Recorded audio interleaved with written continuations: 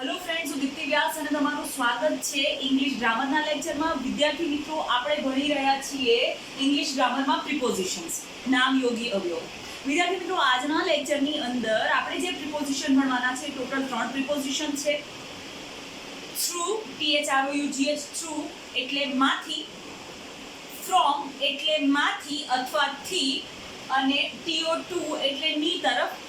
આ પ્રિપોઝિશન છે એ પ્રિપોઝિશન ક્યાંક ક્યાંક એકબીજા સાથે સંકળાયેલા છે, અને આ પ્રિપોઝિશન્સ ઘણી બધી જગ્યાએ ઘણા બધા જુદા જુદા અર્થમાં વપરાય છે। તો ચાલો આપણે નિયમ અનુસાર આ પ્રિપોઝિશન્સ છે પ્રિપોઝિશન્સને સમજીએ।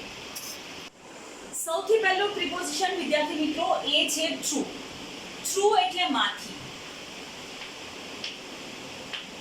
કયા કયા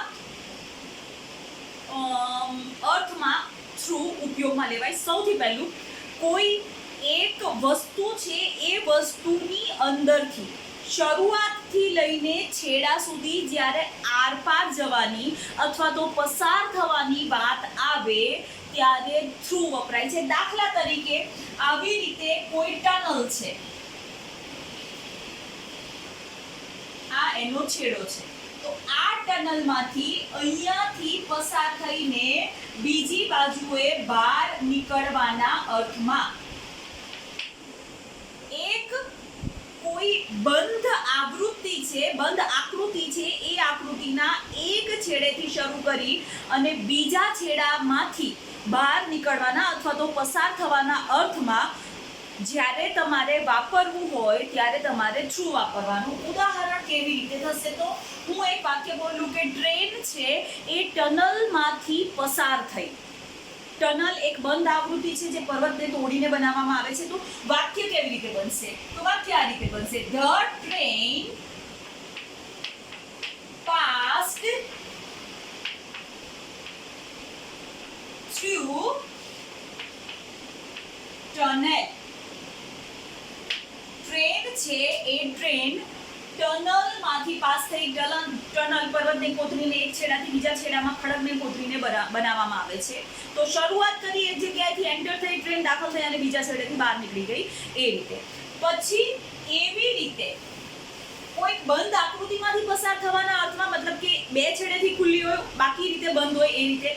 એવી જ રીતે કોઈ સમયગાળાની શરૂઆતથી લઈને અંત સુધી તમારે વાત કરવી હોય તો પણ તમે થ્રુ મૂકી શકો છો। અહીંયા આગળ થ્રુ અને ફ્રોમ બંને એકબીજાની જગ્યાએ વપરાય છે। કેવી રીતે?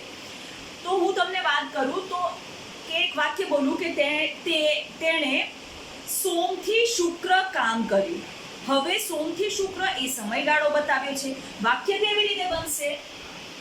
He worked through Monday to Friday। હવે અહીંયા આગળ થ્રુ આપ્યું છે। થ્રુના જગ્યાએ તમે ફ્રોમ પણ લખી શકો છો। જ્યારે ફ્રોમ આવશે ત્યારે આ વસ્તુ ફ્રોમથી બનશે। He worked through Monday to Friday. એક શરૂઆત થઈ હતી મંડે થી, અંત આવ્યો ફ્રાઈડે થી। તો કોઈ વસ્તુની શરૂઆતથી અંતનો સમયગાળો વાપરવો હોય તો થ્રુ મૂકો કે ફ્રોમ મૂકો, બે વસ્તુ સાચી પડે। એવી જ રીતે કોઈ એક ઘટના બની છે, એ ઘટનાને પરિણામે અથવા તો કારણે તમારે દર્શાવવું હોય તો તમે થ્રુ વાપરી શકો। કેવી રીતે? તો ભાઈ જે કારણ છે એ કારણ કે એને પરિણામે કાંઈક થયું, સારું થયું, ખરાબ થયું, તો એ જે કારણ કે પરિણામ છે એની પહેલા તમે થ્રુ મૂકી શકો। દાખલા તરીકે હું કહું કે તેણે વિલંબના કારણે આ ઓર્ડર ગુમાવ્યો। તેણે વિલંબના કારણે આ ઓર્ડર ગુમાવ્યો। તો એ વાક્ય કેવી રીતે બને? તો એ વાક્ય આવી રીતે બને: He lost these order through delay। અહીંયા એક થ્રુ છે, એક પ્રિપોઝિશન વપરાયું। ડિલે એટલે વિલંબના કારણે કારણે તેણે તેનો ઓર્ડર ગુમાવ્યો. અહીંયા ટ્રુ ના બદલે તમે ડ્યુ ટુ લખો તો પણ ચાલે, પણ ટ્રુ પણ લખી શકાય. તો આવી રીતે તમારે જ્યારે કોઈ કારણે ને પરિણામે એવી રીતે વાત કરવી હોય, વિલંબના પરિણામે ઓર્ડર ગુમાવ્યો, વિલંબના કારણે ઓર્ડર ગુમાવ્યો, તો એ વખતે તમે ટ્રુ વાપરી શકો છો. એના પછી આવે છે વિદ્યાર્થી મિત્રો કે કોઈ પણ વ્યક્તિ વડે કે કોઈ પણ વ્યક્તિ દ્વારા અથવા એના સપોર્ટથી કે એની મદદથી તમે કઈ વસ્તુ મેળવો છો, તો એ તમે થ્રુ દ્વારા દર્શાવી શકો, વડે અથવા દ્વારાના અર્થમાં. કેવી રીતે? તો ભાઈ મેં મારા ભાઈ દ્વારા કાર મેળવી, એટલે કે ભાઈના સપોર્ટથી કે ભાઈની મદદથી કાર મેળવી, એના સંદર્ભમાં લેવાય. તો I got my car through my brother. તો આ થઈ ગયા થ્રુ ના 4 નિયમો. I got my car through my brother, મેં મારા ભાઈ દ્વારા કાર મેળવી. તો થ્રુ છે એ 4 અર્થમાં સમજાવાય છે. થ્રુને 4 નિયમોની રીતે સમજાવી શકાય છે કે થ્રુ કઈ કઈ જગ્યાએ વપરાય. પહેલા તો કોઈ 2 છેડેથી ખુલ્લી અને બાકી બધી બાજુઓથી બંધ આકૃતિ છે, એમાંથી પસાર થવાના અર્થમાં તમે થ્રુ વાપરી શકો. તમે સમયગાળો દર્શાવો છો, એવો સમયગાળો કે શરૂઆતથી લઈને અંત સુધી, તો પણ તમે થ્રુ વાપરી શકો. મતલબ કે train passed through tunnel, she worked from through Monday to Friday through. એવી જ રીતે ત્રીજું મેં તમને કીધું હતું કે ભાઈ આ કોઈના દ્વારા મેળવવાના અર્થમાં, તો I got my car from my brother, મારા ભાઈ પાસેથી અથવા તો મારા ભાઈ દ્વારા મેં કાર મેળવી. અને લાસ્ટ કે કોઈ કારણ કે પરિણામ આપ્યું છે, એના કારણે કોઈ ઘટના ઘટી છે, તો એ પણ થ્રુ દ્વારા દર્શાવવામાં આવે છે. એનું ઉદાહરણ હતું કે ભાઈ આઈ લોસ ધીસ ઓર્ડર થ્રુ ડિલેના કારણે, વિલંબના કારણે મેં મારો ઓર્ડર ગુમાવ્યો. તો વિદ્યાર્થી મિત્રો આ થ્રુ હતું. વિદ્યાર્થી મિત્રો હવે આવે છે જે પ્રિપોઝિશન, એ છે ફ્રોમ. ફ્રોમ એટલે થી અથવા માંથી. સૌથી પહેલું ફ્રોમ છે, એ ફ્રોમ સ્થાન પણ દર્શાવે છે અને એ ફ્રોમ છે એ ફ્રોમ કોઈ તમને દિશા પણ દર્શાવે છે. કઈ રીતે? તો હું એવું કહું કે ભાઈ પવન છે, એ પવન પૂર્વ દિશામાંથી આવે છે, બરોબર છે, અથવા તો પૂર્વ દિશામાંથી આવી રહ્યો છે. સાદો વર્તમાન કાળ ઓર ચાલુ વર્તમાન કાળ. તો સ્થાન કયું છે, દિશા કઈ છે? તો સ્થાન છે એ પૂર્વ દિશા. તો આ જ વાક્ય ઇંગ્લિશમાં લખવું હોય તો પહેલા તો શું દર્શાવે છે? તો ભાઈ સ્થાન અથવા તો દિશા દર્શાવે છે. કઈ રીતે? તો ભાઈ wind is coming from the east. from સ્થાન દર્શાવ્યું, દિશા દર્શાવી ફ્રોમ ની મદદથી. એવી જ રીતે ફ્રોમ છે એ ફ્રોમ શરૂઆતનો સમય કે શરૂઆતનો ભાવ દર્શાવે છે. ઘણી વખત આપણે એમ કહેતા હોઈએ છીએ કે ભાઈ આટલા વાગ્યાથી મેચ શરૂ થશે, ઓર એમ કે ભાઈ આની પ્રાઇઝ આટલાથી શરૂ થાય છે. તો એ જે ભાવ છે એ ભાવ અને સમય છે થીના સંદર્ભમાં એ ફ્રોમથી દર્શાવી શકાય. તો આ સ્થાન અને દિશા થઈ ગઈ. એવી જ રીતે હવે ફ્રોમ છે એ ફ્રોમ સમય શરૂઆતનો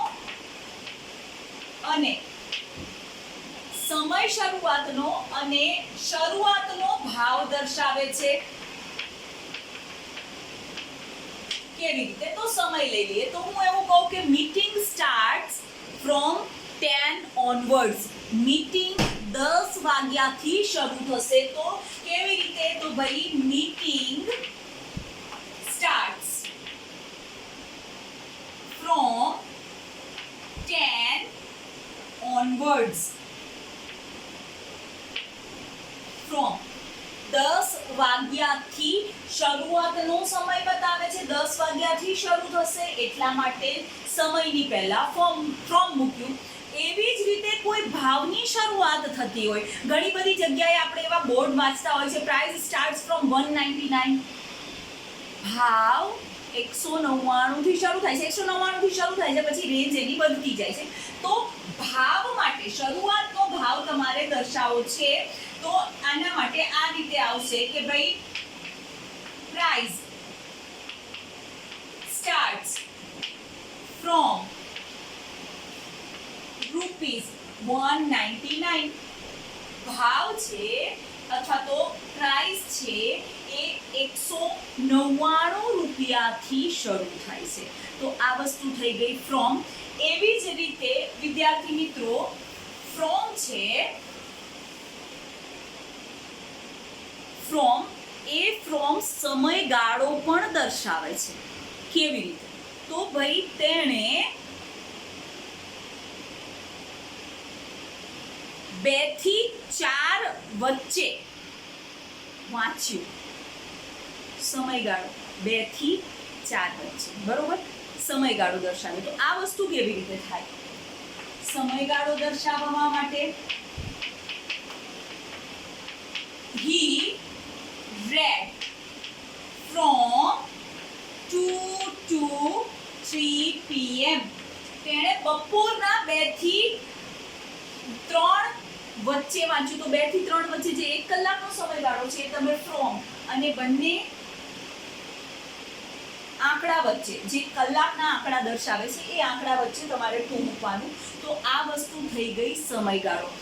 એવી જ રીતે અંતરનો ગાળો પણ ફ્રોમ દર્શાવે છે. કેવી રીતે? આ સમયગાળો થઈ ગયો. એવી જ રીતે અંતરનો ગાળો,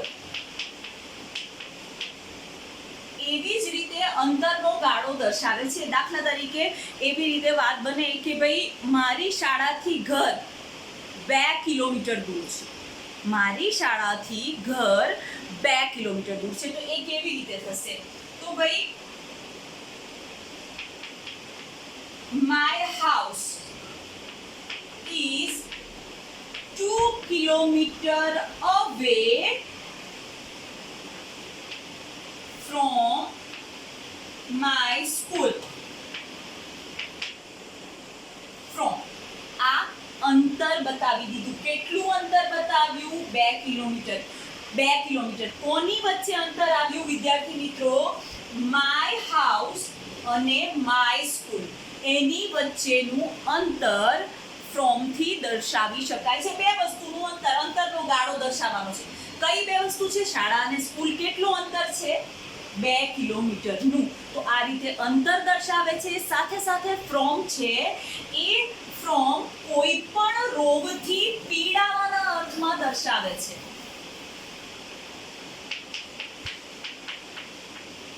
કોઈ પણ રોગથી પીડાવું. હું મેલેરિયાથી પીડાઉં છું. હવે એ જ વસ્તુને વાક્યમાં કેવી રીતે લખાય? તો I am suffering from malaria. Disease ના નામમાં પહેલો અક્ષર કેપિટલ લેવાનો. થી પીડાવું, from malaria. from મેલેરિયાથી પીડાવાના અર્થમાં ફ્રોમ પ્રિપોઝિશનનો ઉપયોગ થાય છે. હવે ફ્રોમ ક્યાં વપરાય છે વિદ્યાર્થી મિત્રો? તો ફ્રોમ વપરાય છે એ કોઈ પણ વસ્તુનું ઉદ્ગમ દર્શાવવા.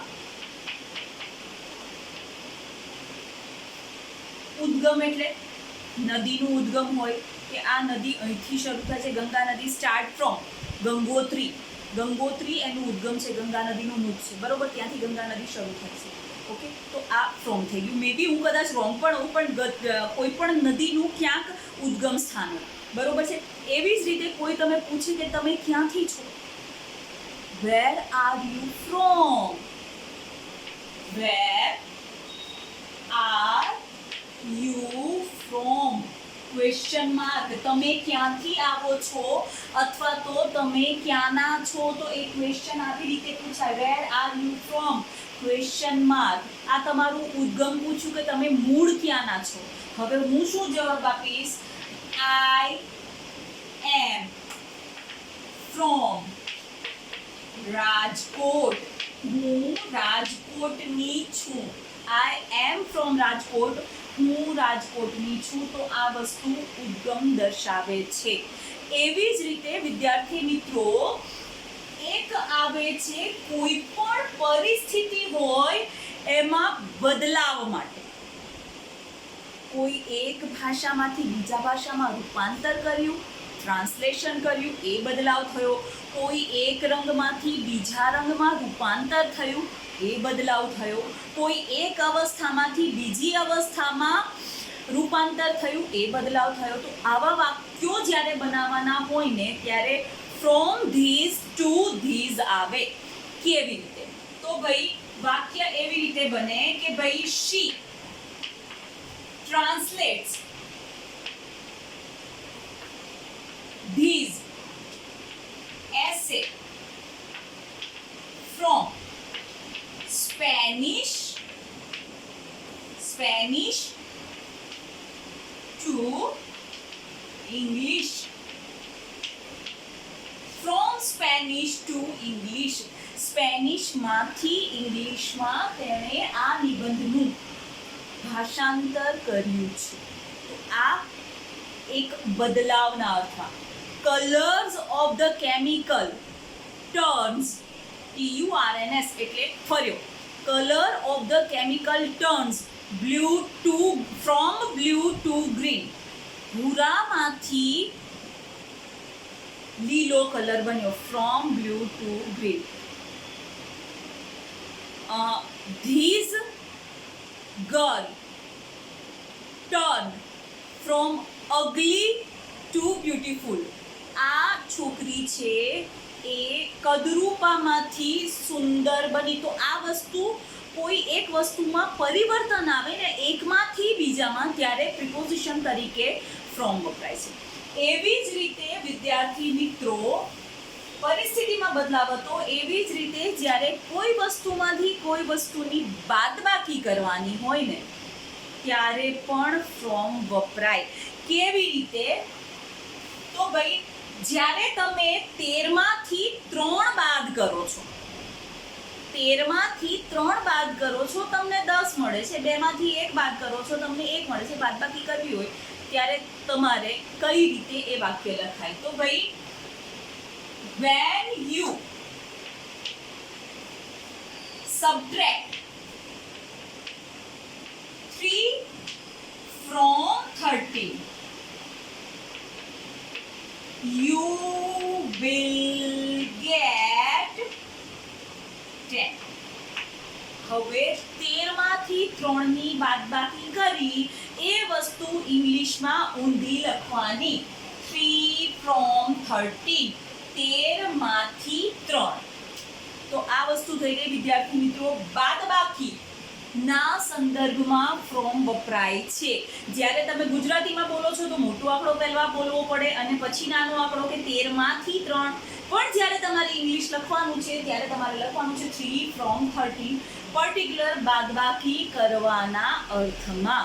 તો વિદ્યાર્થી મિત્રો આ ફ્રોમના બધા નિયમો અહીં આગળ સમજી લીધા. હવે વિદ્યાર્થી મિત્રો જે આપણે પ્રિપોઝિશન શીખવાનું છે, પ્રિપોઝિશન છે ટુ. ટુનો અર્થ થાય છે વિદ્યાર્થી મિત્રો ની તરફ.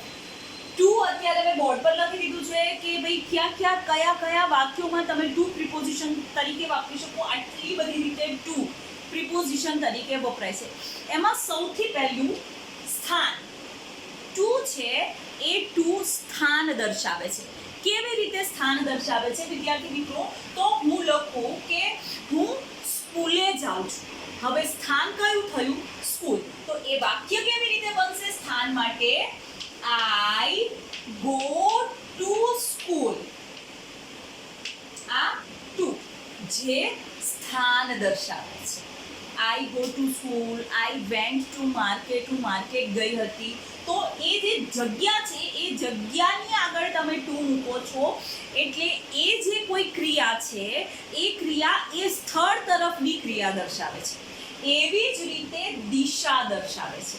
દિશા એટલે particular north, south, east, west એ રીતે નહીં. કોઈ એક તરફ જ્યારે આપણે વાત કરીએ છીએ કે મારી તરફ, તારી તરફ, રોડ તરફ, તો એ દિશા થઈ ગઈ. એક જગ્યાના સંદર્ભમાં દિશા. તો એ દિશા દર્શાવે છે, એ જે પર્ટિક્યુલર તરફ તરીકે વપરાય છે એ રીતે દિશા દર્શાવે છે. એના માટે ટુ આવે. કેવી રીતે? તો ભાઈ ધ ડોગ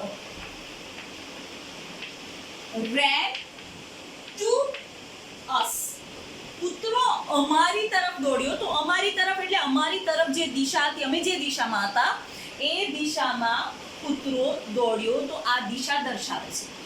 એવી જ રીતે ક્રિયા કરનાર ગૌણ કર્મ તરીકે, ક્રિયા ગ્રહણ કરનાર ગૌણ કર્મ તરીકે જે નામ આપ્યું છે કે કર્મ વિભક્તિ આપી છે એ પણ દર્શાવે છે. કેવી રીતે? તો મેં પેલી ચાવી જયને આપી. મેં એટલે હું ક્રિયા કરનાર છું. ક્રિયા કઈ થઈ? આપી. આપવું ક્રિયા થયું. મુખ્ય કર્મ કયું થયું? ચાવી. શું આપ્યું? તો ચાવી આપી, એ મુખ્ય કર્મ થયું. હવે કોને આપી? જયને આપી. તો ટુ જય આવે. તો એ જે ગૌણ કર્મ છે ને એની પહેલા ટુ લખી દો એટલે જે કોઈ ક્રિયા છે ને એ ક્રિયાને ગ્રહનાર અથવા તો ગ્રહણ કરનારની આગળ ટુ મૂકવામાં આવે છે. વાક્ય ફરીથી બોલું છું. મેં જઈને ચાવી આપી. મેં એટલે હું ક્રિયા કરનાર છું. ક્રિયા કઈ છે? આપવી. શું આપ્યું? મતલબ કે મુખ્ય કર્મ કયું છે? તો ભાઈ ચાવી આપી, પેલી ચાવી આપી. અને કોને આપી? જયને આપી. તો એ જય પહેલા મારે ટુ લખવું પડે તો એ વાક્ય સાચું બને. હવે આ વાક્ય કેવી રીતે બનશે? I give that key to Jay. મેં પેલી ચાવી જયને આપી. ટુ જય જયને આપી. અહીંયા આગળ ક્રિયા ગ્રહણ કરનાર, ચાવી લેનાર કોણ છે? જય છે. તો જય માની આગળ ટુ મૂકવું પડે. તો વિદ્યાર્થી મિત્રો આ થઈ ગયું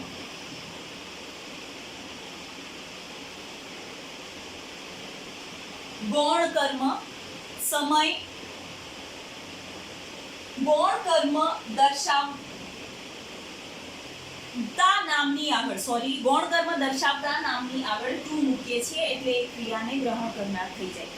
એવી જ રીતે સમય દર્શાવે છે. સમય કેવી રીતે દર્શાવે છે? તો હું એવું કહું વિદ્યાર્થી મિત્રો, સમય દર્શાવે છે પછી સમયગાળો જોઈએ. સમય દર્શાવે છે. હું એવું કહું કે ટ્રેન છે એ ટ્રેન 6:10 આવશે. 6:10 એટલે કેટલો ટાઈમ થયો? 5:50. તમારે 5:50 નથી લખવું, પર્ટિક્યુલર વાક્ય દર્શાવવું છે કે ટ્રેન 6:10 આવશે. તો એ કેવી રીતે લખાય? તો એ આવી રીતે લખાય. The train will arrive 10:06. The train will arrive 10:06. 10 એટલે 10 મિનિટ બાકી છે 6 વાગવામાં એટલે 6:10 આવશે. તમે આ સમય દર્શાવે છે. 6:10 ટ્રેન આવશે. તો આ રીતે દર્શાવી શકાય. યાદ શું રાખવાનું છે કે ભાઈ અમુક વાગવામાં અમુક મિનિટની વાર છે એ દર્શાવે છે. અહીંયા આગળ 6 નથી વાગ્યા, હજી 6 વાગવામાં 10 મિનિટની વાર છે. આ વસ્તુ એ દર્શાવે છે.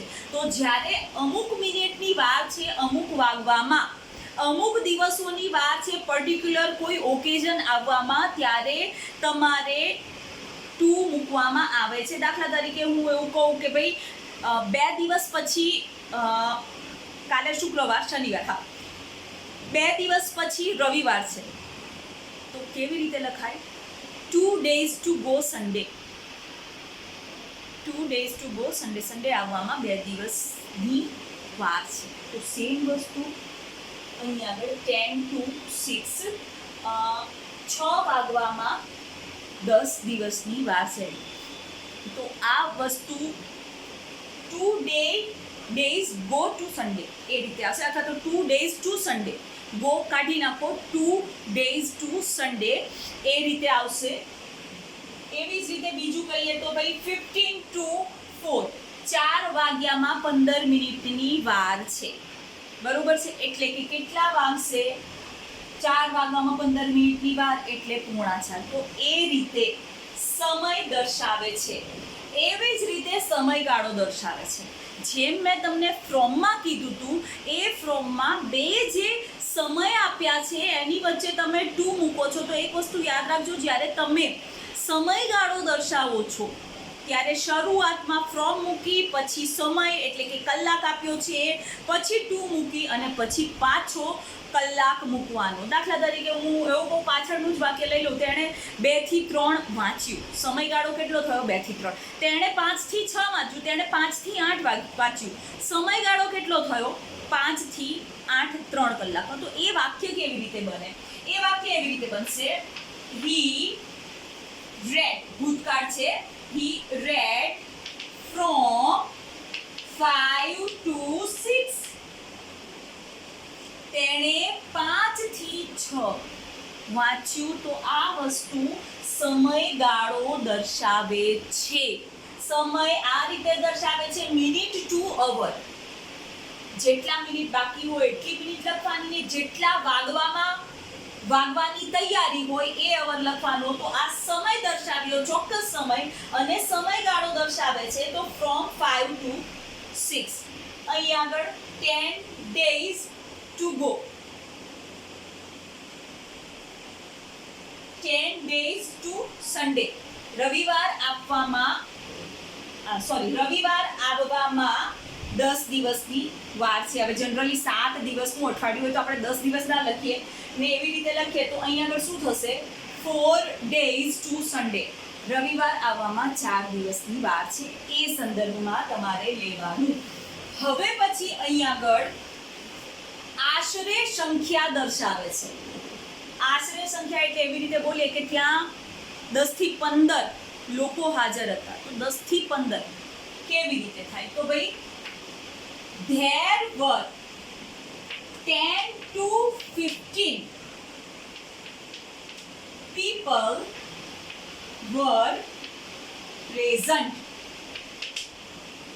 10 to 15. અહીં આગળ to એ થી પ્રિપોઝિશન દર્શાવે છે, આશરે સંખ્યા દર્શાવે છે. એવી જ રીતે અનુગ તરીકે તમે ટુ વાપરી શકો. મતલબ કે કોઈ વિશેષણ આપ્યું છે, એ વિશેષણ પછી ટુ મૂકીને કોઈ પણ તમે કર્મ મૂકી શકો છો, તમે કોઈ પણ સંજ્ઞા મૂકી શકો છો. એ અનુગ થઈ ગયું. દાખલા તરીકે હું લખું કે ભાઈ કાઇન્ડ ટુ મી. તો આનો અર્થ થાય મારા પ્રત્યે માયાળુ. તો અહીંયા આગળ કાઇન્ડ વિશેષણ થયું, એના પછી ટુ અનુગ તરીકે વપરાયો છે, ને અહીંયા આગળ આ મી કર્મ વિભક્તિ છે. એક આ રીતે થાય કે ભાઈ અનુગ તરીકે વપરાય. એવી જ રીતે વિદ્યાર્થી મિત્રો હું લખું કે ભાઈ ક્રુઅલ ટુ એનિમલ. પ્રાણીઓ પ્રત્યે ક્રૂર. ક્રૂર વિશેષણ થયું, ટુ પ્રત્યે દર્શાવે છે, ને એનિમલ એટલે જાતિવાચક નામ, પશુ. પ્રાણી પ્રત્યે ઘાતકી અથવા તો ક્રૂર. તો આ વસ્તુ થઈ ગઈ વિદ્યાર્થી મિત્રો. એ ઓબ્જેક્ટ અનુગ તરીકે વપરાય છે. એવી રીતે રિપ્લાઇડ ટુ હિમ, તેને જવાબ આપ્યો. તો હિમ છે કર્મ વિભક્તિ થઈ ગઈ, આગળ ટુ મૂકી દો અને એની આગળ ક્રિયાપદ આવી ગયું રિપ્લાઇડ. તો આ રીતે અનુગ તરીકે વપરાય છે. એવી જ રીતે હવે ખાસ જોવાનું છે વિદ્યાર્થી મિત્રો કે ભાઈ આ જે ટુ છે ને એ હેતુદર્શક ક્રિયાપદ તરીકે વપરાય છે. અમુક વાક્યો એવા હોય કે એ વાક્યોની અંદર બે ક્રિયાપદ સામેલ હોય. એક ક્રિયાપદ મુખ્ય ક્રિયા દર્શાવતું હોય અને બીજું ક્રિયાપદ છે એ મુખ્ય ક્રિયાને દર્શાવતું હોય. કેવી રીતે? તો દાખલા તરીકે હું કહું કે મને સાડી પહેરવી ગમે છે. ક્રિયાપદ કયા આયા? બે, ગમે છે અને પહેરવી. તો અહીંયા આગળ ગમે છે આવ્યું ને, એટલે એ ગમવું એ મુખ્ય ક્રિયાપદ થયું ને પહેરવી એ હેતુ દર્શક ક્રિયાપદ થયું. કોઈ હેતુ દર્શાવે છે કે ભાઈ સાડી પહેરવી ગમે છે, બરોબર છે. તો હેતુ દર્શક ક્રિયાપદ તમારે દર્શાવવું છે તો એ ક્રિયાપદ આગળ તમે ટુ મૂકી દો એટલે હેતુ દર્શક ક્રિયાપદ થઈ જાય. હવે મને સાડી પહેરવી ગમે છે. I like to wear sari. હવે આ ટુ વિયર એ હેતુ દર્શક ક્રિયાપદ છે કે ભાઈ મને કંઈક ગમે છે, બરોબર છે. એ ગમવાનું શું? તો ભાઈ સાડી પહેરવી ગમે છે. તો એક હેતુ છે કે સાડી પહેરવાનો, એ ગમે છે. તો આ હેતુ દર્શક ક્રિયાપદ, કોઈ પણ ક્રિયાપદની આગળ તમે ટુ મૂકી દો અને એ ક્રિયાપદને મૂળ ક્રિયાપદ સાથે જોડી દો છો તો એ હેતુ દર્શક ક્રિયાપદ બની જાય છે. અહીંયા આગળ લાઈક ટુ વિયર છે, એવી જ રીતે વોન્ટ ટુ સે છે. તો વોન્ટ મુખ્ય ક્રિયાપદ છે અને ટુ સે એ હેતુ દર્શક ક્રિયાપદ છે. કાંઈક કહેવા, I want to say something, હું કાંઈક કહેવા માંગુ છું. તો આ રીતે ટુ હેતુ દર્શક ક્રિયાપદ તરીકે પણ વપરાય છે.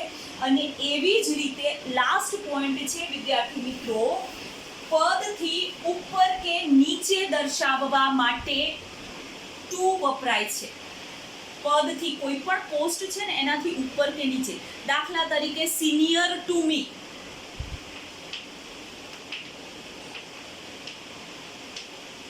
મારાથી સિનિયર, મારા કરતા ઉપર છે. એવી જ રીતે જુનિયર ટુ મી, મારાથી જુનિયર છે, મારાથી નીચે છે. એવી જ રીતે superior to me,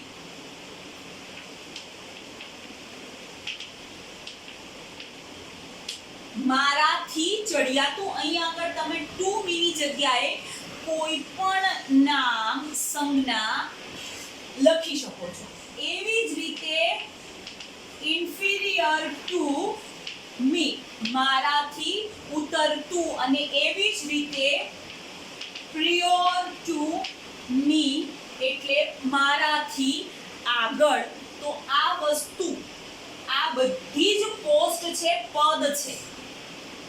senior, junior, superior એટલે ચડિયાતું, ઇન્ફિરિયર એટલે ઉતરતું અથવા ગૌણ, અને પ્રિયોર એટલે આગળ, પહેલાના સંદર્ભમાં. તો આ પોસ્ટ થઈ ગઈ, એની સાથે તમે ટુ મૂકી દો છો અને એના પછી તમે કોઈ પણ કર્મ વિભક્તિ વાપરો છો, કોઈનું નામ વાપરો છો, કોઈ સંજ્ઞા વાપરો છો, તો એના પહેલા તમારે ટુ પ્રિપોઝિશન તરીકે મૂકવું પડે. અહીંયા આગળ ધેન નહીં આવે, જુનિયર ધેન મી, સિનિયર ધેન મી નહીં આવે. અહીંયા આગળ તમારે કમ્પલસરી ટુ મૂકવું પડે. તો વિદ્યાર્થી મિત્રો, આજે જે પ્રિપોઝિશન્સ આપણે ભણ્યા, થ્રુ, ફ્રોમ અને ટુ, ત્રણ એકબીજા સાથે ઇન્ટરકનેક્ટેડ હતા, ક્યાંક એકબીજા સાથે મળતા હતા.